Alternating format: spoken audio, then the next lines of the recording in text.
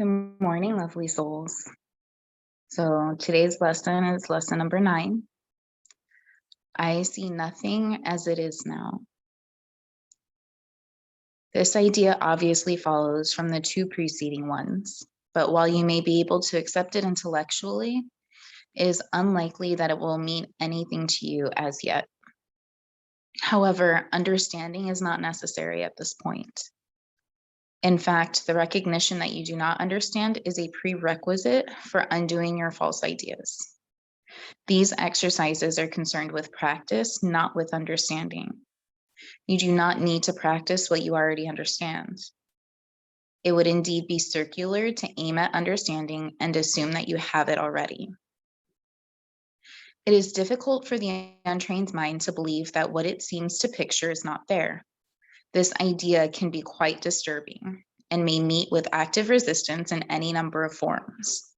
Yet that does not preclude applying it.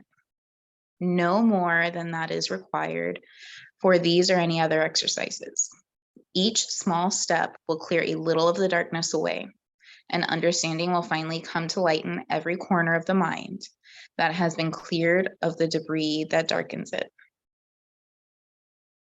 These exercises, for which 3 or 4 practice periods are sufficient, involve looking about you and applying the idea for the day to whatever you see, remembering the need for its indiscriminate application and the essential rule of excluding nothing. For example, I do not see this typewriter as it is now. I do not see this telephone as it is now. I do not see this arm as it is now. Begin with things that are nearest to you and then extend to the range outward. I do not see that coat rack as it is now. I do not see that door as it is now. I do not see that face as it is now. It is emphasized, again, that while complete inclusion should not be attempted, specific exclusion must be avoided. Be sure you are honest with yourself in making this distinction. You may be tempted to obscure it.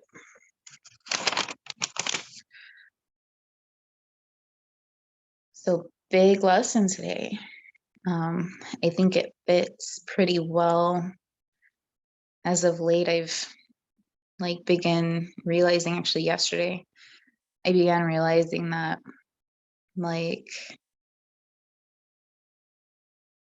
I feel like I don't know what I'm doing, that I thought there's the perceptions that I've had no longer are needed. So letting them go is proving to be a little difficult. Seeing through new eyes, right, is a little scary. But this is what I love about the Course in Miracles. So I don't have to understand it. You just have to practice it. So starting from the beginning, right? While you may be able to accept it intellectually, it is unlikely it will mean anything to you as of yet. However, understanding is not necessary at this point. In fact, recognizing the awareness that we don't understand is the first step. So not only is it okay to not understand, but the first step is acknowledging that we don't understand. How freeing is it? How freeing is it to have a practice? These exercises are concerned with practice, not with understanding. What would happen if we applied that to life? What would happen if we listened to our intuition and just practiced listening to our intuition, just practiced taking our intuition and following it without having to understand the why or having to know what's going to happen, but just practiced? What would happen if we didn't have to understand why things were happening, why the universe was giving us things, and instead we just allowed them to evolve and be what they're meant to be in our lives, instead of trying to construct it to fit into our old beliefs, our old perceptions that are hard to release, right? And then the discernment here, you do not need to practice what you already understand. Whoa, right? It reminds me in NLP, there's this, me and charts, right? Yay, Virgo. And charts, like I call it the learning path, where first you are unconsciously incompetent, meaning you have no idea, you don't know what you don't know, or that you suck at doing something, right? And then the next step is conscious incompetence. This is where everybody feels like they're falling backwards, right? Because, oh man, now you know that you suck at something. Now you know that you're in the process of learning something. Now you know that you're not doing something that you should be. That awareness, though it feels like you're going backwards, is really the second step. So you're already, right? You're already on step 2 by the time you realize that you need to do shit.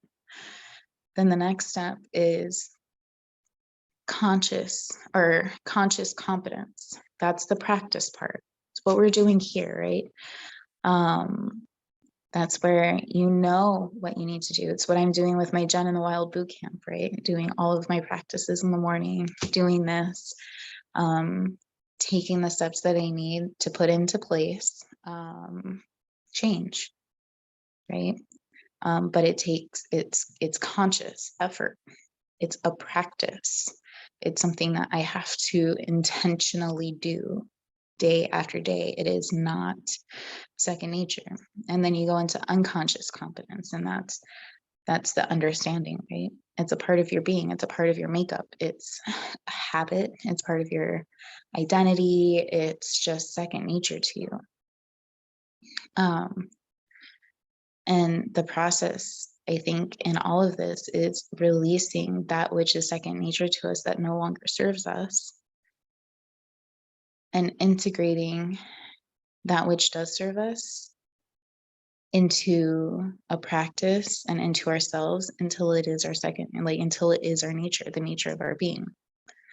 That's what growth is, expansion, taking the things that no longer serve you and releasing them, and cultivating things that do serve you inside your being.